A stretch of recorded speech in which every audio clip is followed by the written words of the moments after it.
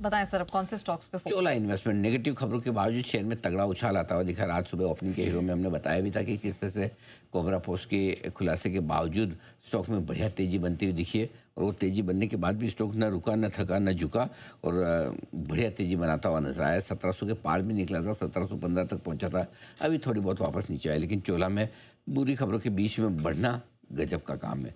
Railway stocks पर आज सुबह से हम बुलिश थे। हमने कहा डिफेंस और रेलवे में प्री बजट खरीदारी फिर से आती दिख रही है, कंसोलिडेशन हो चुका है, वैल्यूएशन आकर्षक हो चुके हैं। आरवीएनएल ने किया है दमदार प्रदर्शन, और स्टॉक इनसाइट में आज सुबह हमने आरवीएनएल की बात भी की थी कि इन शेयरों में तेजी लौटने के पूरे आसार हैं।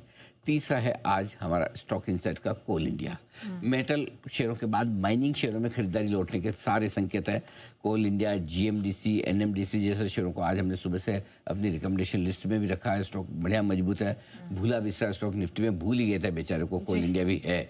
कभी कभी मुझे लगता है कि गलती से उसको निकाल बाहर न करे कहीं कि इसके बारे में कोई बात ही नहीं करता, इस चक्कर में कभी कभी कर लेता हूँ ठीक है ना। अरे अच्छा डिविडेंड देने वाला स्टॉक है, क्या चाहिए, ऐसे भी तो चाहिए।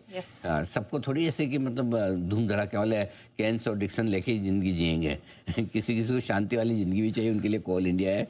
बाय द वे ऐसी शांति की जिंदगी वाले आरईसी पीएफसी भी आज चल पड़े, पापा बेटा स्टॉक दोनों। तो कोल इंडिया में आज माइनिंग शेयरों में लौटती हुई खरीदारी, ये भी हमारे ओपनिंग के हीरो जीरो में शामिल था। आखिर में बार बार लगातार हमारी रिकमेंडेशन लिस्ट में घूम फिर के आ जाता है। हम भी क्या करें, आ जाता तो बता देते हैं, और बता देते तो आपका मन प्रसन्न हो जाता है कि चलो कोई तो है जो इस बारे में बात, इस स्टॉक के बारे में बात कर रहा है, पॉजिटिव बात कर रहा है। और जब अच्छा हुआ तब भी कर रहे थे, जब खराब हुआ तब भी आपको भरोसा दे रहे थे, निचले स्तर पर डरा के बेचने नहीं दिया। वो बड़ा आइडिया, समझ तो गए होंगे आप। आज फाइनली 12 रुपये के ऊपर निकल कर बंद होने की कोशिश करा है। 12-11 ये लेवल, अगर और मगर नेहा जी, अगर आज ये 12 के ऊपर बंद होता है मजा आ जाएगा। क्यों? पिछली बार सोचिए 12 के ऊपर कब बंद हुआ था, आप मतलब सोचती रह जाएंगी, पता नहीं लगा पाएंगे। उसका रीजन है, सोचिए कितना सोचेंगे आप। अभी दिसंबर चल रहा है, दिसंबर की शुरुआत तक सोचेंगी, नवंबर तक सोचेंगी, आप कौन सा 2024 सितंबर तक जाके सोचने वाली है। करेक्ट। पिछली बार 12 रुपए के ऊपर बंद हुआ था 18 सितंबर 2024 को, 7 साल पहले। हाँ, 12 रुपये 90 पे। उसके बाद से कभी 12 नेक्स्ट डे वापस 12 के नीचे बंद हुए। सो उसके बाद कभी वापस 12 के ऊपर बंद हुआ ही नहीं। अब जाके वापस 12 के ऊपर बंद होने की कोशिश कर रहा है। हाँ, 19 दिसंबर को अभी जरूर एक दिन 1196 पे बंद हुआ था, थोड़ा सा नीचे, लेकिन 12 के ऊपर बंद होने की तैयारी अब होती हुई दिख रही है इसकी। ये कैश के लेवल आएंगे आपके लिए। फ्यूचर्स में तो ठीक है, 12-10 थोड़ा सा प्रीमियम हो सकता है। कैश के लेवल 12 के ऊपर बंद होने पर वो आइडिया में थोड़ी तेजी का माहौल बन सकता है आपके लिए, एक थोड़ा सा एक्शन आ सकता है। अच्छा, अब ये सोचिए कि क्यों आ रहा है, आज ऐसी कोई खबर तो है नहीं, लेकिन मैंने इसमें एक ट्रेंड देखा, बड़ा इंटरेस्टिंग ट्रेंड है। क्या है, सबको पता है कि एजीआर वाले मामले पे इसके सांस टिकी हुई है।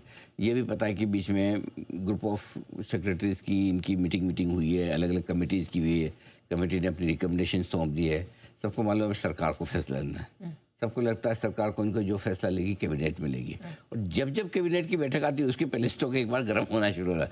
कल बुधवार है, आमतौर पर हर बुधवार को कैबिनेट की बैठक होती है। अब एजेंडा में हो ना हो, अनाउंसमेंट आए ना आए, लेकिन मंगलवार का दिन इसका अच्छा होता है।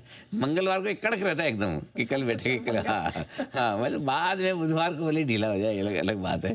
क्या बैठक हो गई, इस बार तो शुगर की कीमतें बढ़ी, इस बार तो ईवी के लिए कुछ आया, इस बार हमारे लिए तो कुछ आया नहीं, वापस आ जाता है बेचारा ठंडा होके, 12 से 11 आ जाता है। लेकिन मंगलवार को 11 से 12 पहुंच जाता है।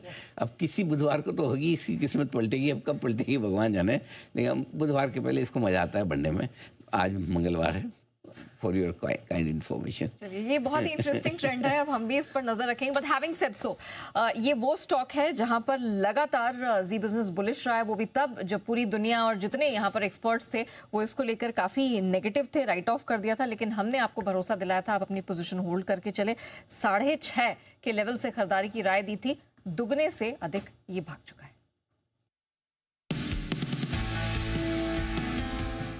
वोडाफोन आइडिया के फ्यूचर्स में खरीदारी करने की राय है।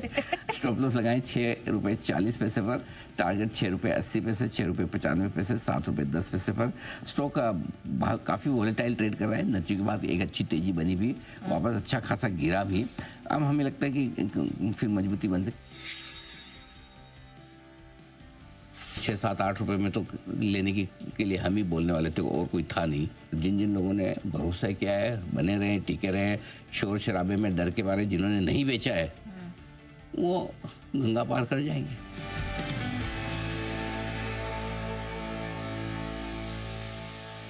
ऑलराइट, ये तो कुछ स्टॉक्स रहे जिन पर हम आगे भी फोकस करेंगे, लेकिन